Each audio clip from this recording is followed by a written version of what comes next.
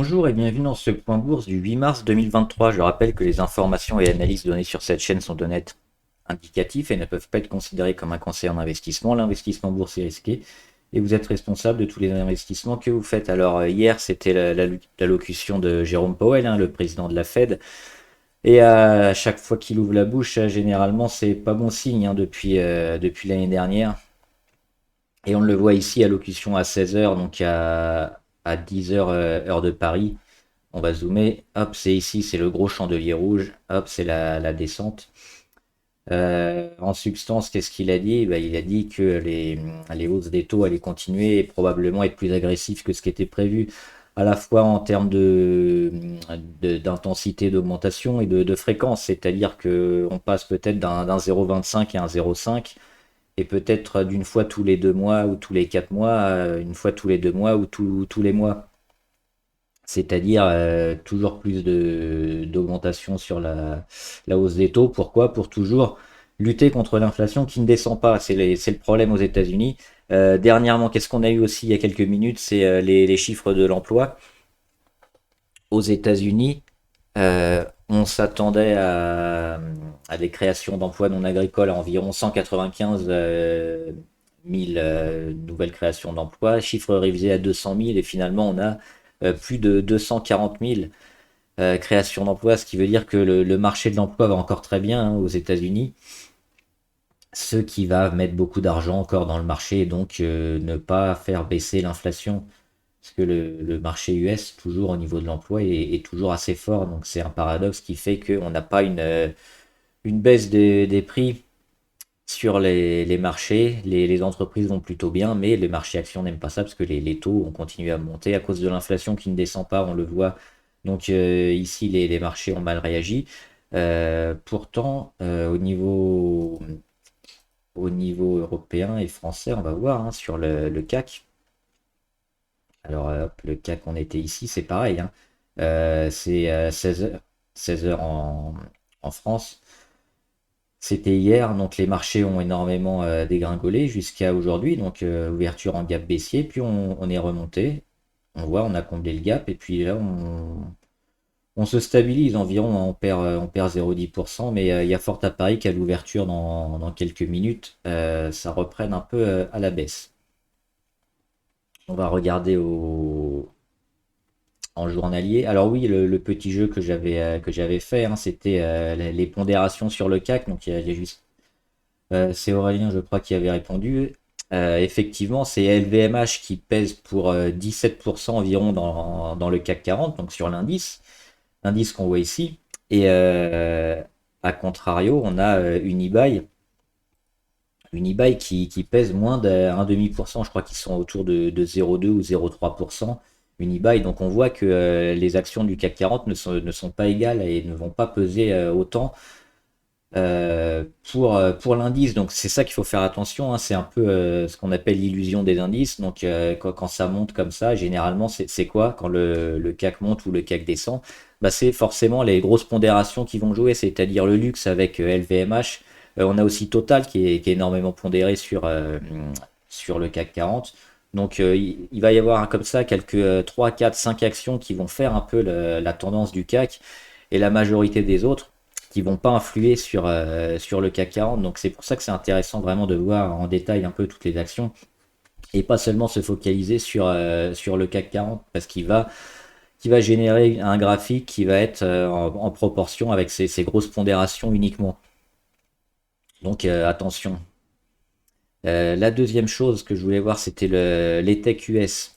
Alors, notamment avec cette annonce de l'inflation et des taux, est-ce que c'est le bon moment ou pas? C'est peut-être la fin de cette grosse, enfin de ce début de reprise qu'on a eu sur les techs. On le voit ici sur Alphabet. Alors, ça ne veut pas dire qu'on va descendre, mais on va peut-être commencer à avoir une phase de construction qui va durer plusieurs semaines ou plusieurs mois. On n'aurait pas eu ces chiffres de l'inflation assez mauvais, on aurait peut-être un peu relancé un peu la machine à la hausse sur les techs. On le voit ici sur Alphabet.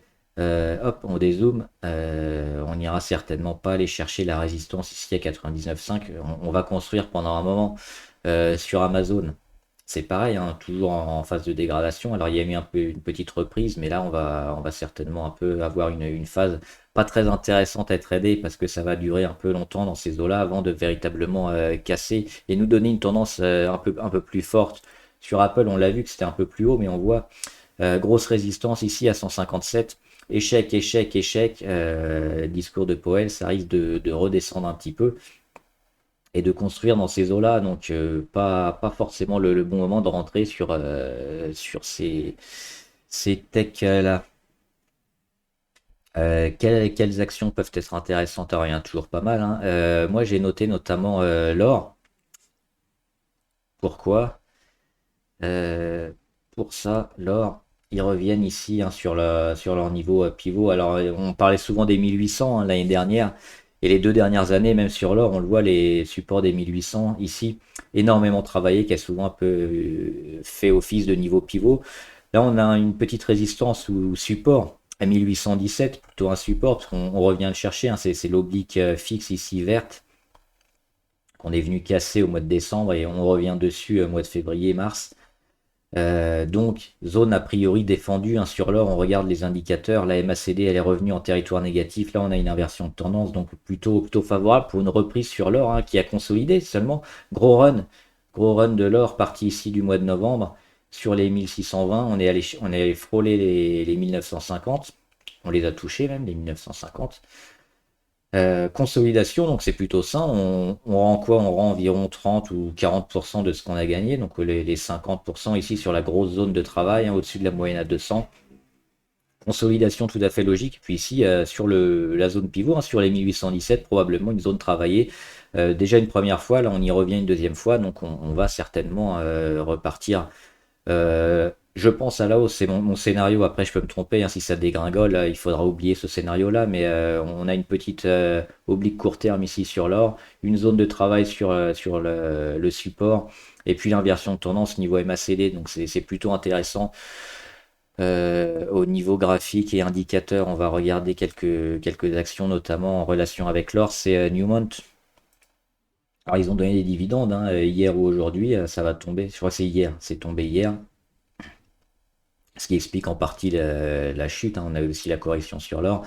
Mais c'est pareil, hein, c'est un graphique à peu près similaire à l'or avec le niveau de la MACD. On est revenu bien dans le négatif et puis on frôle l'inversion de tendance ici avec les listes rouges qui vont bientôt redevenir verts. Donc qu'est-ce qu'on attend sur Newmont? Le début de la reprise, la fin de consolidation, voire de correction, hein, sur Newmont, parce qu'on est un peu tombé en deçà de toutes les moyennes, mais on a des beaux supports ici qui devraient faire office de matelas, hein, pour repartir sur le titre.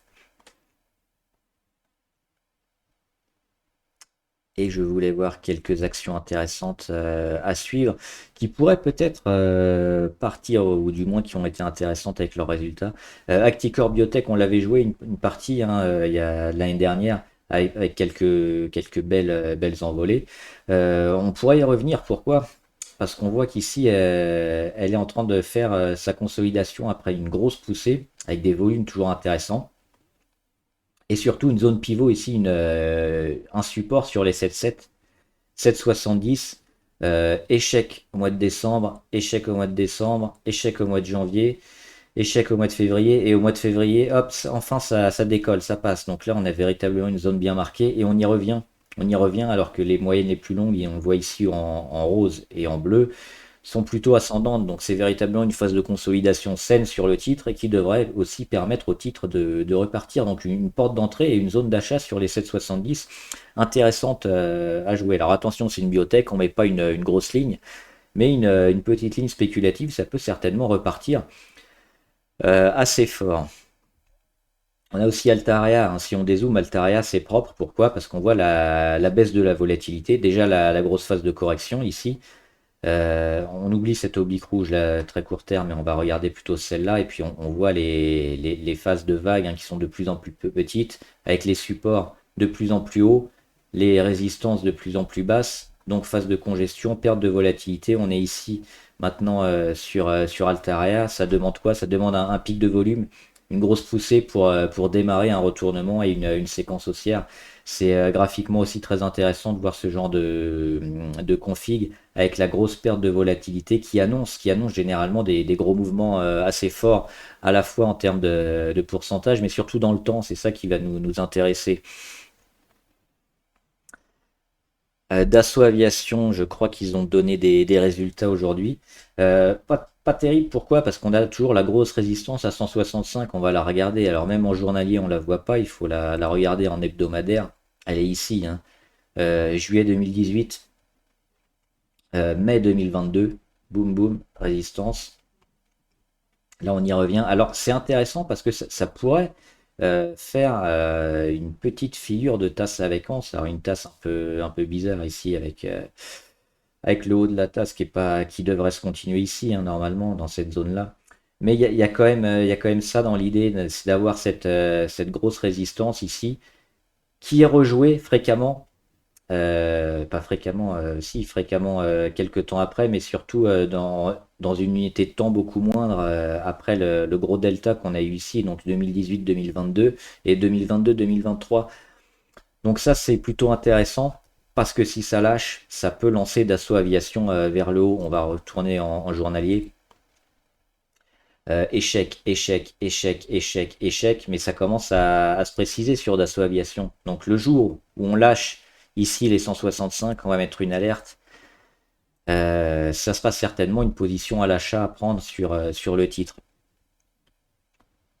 DBV Technologies, alors je vous en parlais la semaine dernière, je crois. Moi j'avais pris une petite ligne et j'ai vendu, peut-être un peu trop tôt, hein, j'ai vendu sur les 3,2, 3,18. C'était l'objectif, on les a rapidement obtenus. Et puis aujourd'hui, il continue. Il casse les 3,23. Alors pourquoi pas rester, on voit, mais c'est des pics de volume qui sont pas trop soutenus. Donc c'est pour ça qu'il faut faire assez attention. On aura peut-être une dernière résistance ici sur les 3,50 avant de retomber. Moi, ce serait mon scénario parce qu'on voit quand même ici, hein, sur la moyenne à 200, pas mal de résistance aussi des mèches autour des 3,46, 3,50. Ça peut être compliqué, mais ça peut toujours aussi repartir. Moi, je suis parti, j'avais pris le court terme avec la petite phase ici de consolidation, la première explosion, qui en appelait d'autres, évidemment. Donc c'est arrivé. Maintenant, pourquoi pas continuer, rester si vous êtes en position. Rentrer maintenant, c'est un peu compliqué, même si on peut espérer toujours une belle envolée, mais on se rapproche de pas mal de résistances qui vont être compliquées sur des BV.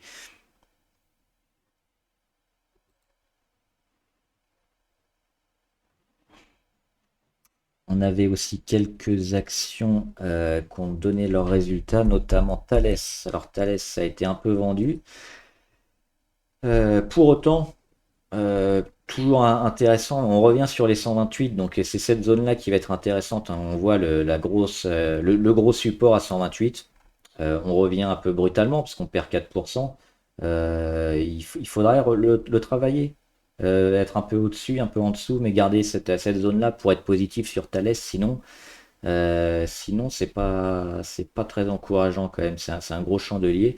Mais si c'est racheté dès demain et qu'on se maintient dans ces eaux-là, ce sera certainement très positif. On a eu aussi, alors on va aller plutôt en. Ici, il y a EuroAPI qui a aussi annoncé des résultats, hein. Ça n'a pas été apprécié, on le voit, grosse chute sur EuroAPI. À oublier. Mais pourquoi pas à reprendre dans quelques jours, une fois que les résultats seront passés et digérés. C'est peut-être une porte d'entrée pas mal. Alors il faudra attendre la fin de semaine, hein, pour voir comment le titre va digérer ça, parce qu'on a quand même pas mal de signaux négatifs. Le premier impact ici, le deuxième, et le troisième qui va nous envoyer certainement vers cet été. Donc en termes de construction, on est assez large là, en début de figure, parce que EuroAPI, ils ont commencé à côté au mois de mai. Donc attention, ça va certainement durer pas mal de temps sur EuroAPI. On a également Euraseo qui a donné des résultats aujourd'hui. Et là, c'est très positif. On le voit, gap haussier à l'ouverture et s'est racheté durant la séance. On va le noter. Ça, c'est pas mal aussi, ce genre de config, si vous les repérez. Ça annonce souvent pas mal de belles choses. Hop, un gap ici, 66,50. Hop. Pareil, niveau MACD, on a une inversion, on retrouve le vert, c'est plutôt propre, et puis on essaye de retourner un peu tout. Alors les grosses moyennes, hein, on voit ici en rose et en bleu, sont toujours négatives, elles vont vers le sud. Par contre, les moyennes les plus courtes, elles sont déjà ascendantes, donc ça va certainement travailler, mais beau résultat, c'est bien travaillé, gap à l'ouverture, Euraseo, ils sont plutôt très, très bien orientés. Et enfin, il y a Biomérieux qui annonce aussi des résultats aujourd'hui. Il se passe pas grand-chose, hein, sur Biomérieux. On dézoome, on voit. On a une petite phase ici de résistance qui va de moins en moins haut. On va pouvoir la noter un peu mieux avec une oblique, hop, un peu plus nette, un peu comme ça. C'est cette oblique-là qu'il faudra casser pour relancer la machine. Mais là, dernièrement, elle a cassé, hop, cette zone-là, sur les 94. Et depuis qu'on joue un peu le cours sous les 94, pas terrible, pas terrible, pas terrible, on le voit ici. C'était racheté, racheté, et là c'est cassé. Ça peut faire office de résistance, donc attention sur Biomérieux, hein, si on n'a pas une réaction très rapide pour se maintenir au-dessus des 93. Il faudra pareil oublier et retrouver le titre peut-être sur les 80 ou 85. Voilà, j'espère que la vidéo vous a aidé. N'hésitez pas à mettre en commentaire, hein, si vous avez des actions que vous suivez, que vous voulez qu'on analyse, on le fera ici. À vous abonner aussi à la chaîne et à poser des questions si vous en avez sur le trading en général, la bourse. J'y répondrai. Bon trade, à plus.